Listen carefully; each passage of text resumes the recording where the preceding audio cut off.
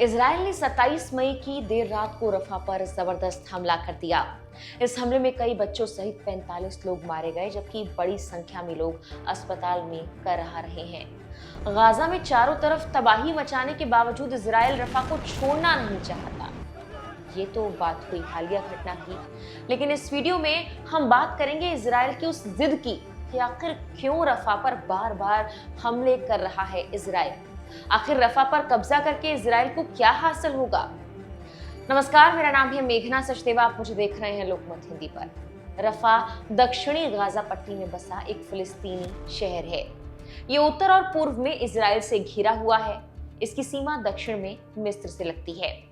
Israel Hamas के बीच की जंग के बाद से माना जाता है कि बमबारी और जमीनी हमलों पर जब गाजा के कई शहर तबाह हो गए तो फरवरी 2024 तक लगभग 1 मिलियन से भी ज्यादा लोग रफा में शरण लिए हुए हैं।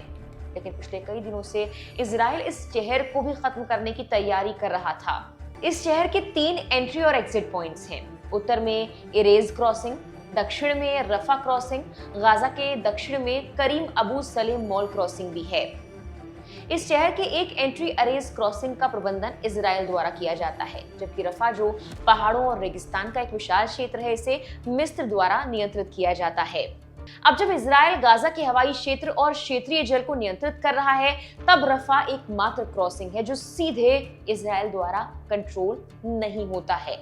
तीसरी एंट्री या क्रॉसिंग करीम अबू सलेम भी इजराइल के कंट्रोल में है, लेकिन ये सिर्फ कमर्शियल सामान भेजने के लिए इस्तेमाल की जाती है।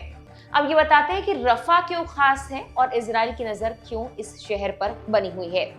दरअसल रफा क्रॉसिंग, जिसका हमने जिक्र भी किया, वो गाजा के लोगों के लिए बाहर जाने का मुख्य एग्जिट और एंट्री पॉइंट है। ये गाजा और दुनिया के बीच एक महत्वपूर्ण कड़ी के रूप में कार्य करता है। यही वो क्रॉसिंग है जहां से 2007 में इजराइल द्वारा गाजा पट्टी पर भूमि, समुद्र और हवाई नाकाबंदी लगाए जाने के बाद से सामान और मानवीय सहायता राफा से होकर गुजरती रही है।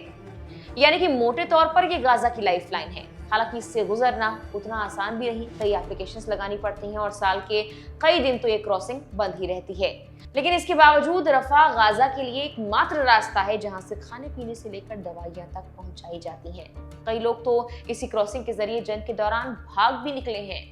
हालांकि इजराइल का इस जगह को टारगेट करने का ये कारण नहीं कि लोग वहां से भाग जाते हैं, बल्कि इजराइल का मानना है कि ये जगह हमास के आतंकवादियों का ठिकाना है। उन्हें यहीं से मदद मिलती है, क्योंकि बाकी गाजा पर तो इजराइल लगातार हमले कर ही रहा है। इजरायली प्रधानमंत्री बेंजामिन नेतन्याहू ने 20 मार्च को अमेरिकी राष्ट्रपति जो बाइडेन से कहा था, इजराइल रक्षा बलों की राफा में एंटर किए बिना जीत हासिल करना असंभव है। इजरायली प्रधानमंत्री के इसी बयान के बाद माना गया कि रफा भौगोलिक और रणनीतिक रूप से हमास के खिलाफ युद्ध को देखते हुए इजराइल के लिए कितना मायने रखता है। इजराइल ने हमास को पूरी तरह से खत्म करने की कसम खा ली है। इजराइल का मानना है कि रफा गाजा पट्टी में फलस्तीनी आतंकवादी संगठन का आखिरी गढ़ है। रफा हमास की 4 लड़ाकू बटालियंस का घर है और इजराइल ने गाजा पट्टी के उत्तर और केंद्र में सफलताओं के बाद बचे हुए इलाकों पर भी कंट्रोल की तैयारी तेज कर दी है।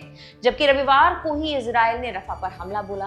फलस्तीनी मीडिया की रिपोर्ट के मुताबिक इस बमबारी से वहां बने टेंट आग में झुलस गए। इससे कई लोग जिंदा जल गए। इसकी तस्वीरें भी सोशल मीडिया पर आई हैं, जो हम आपको दिखा नहीं सकते। अभी इजराइल पीछे हटने को तैयार नहीं है। फिलहाल के लिए इस वीडियो में इतना ही। नमस्कार।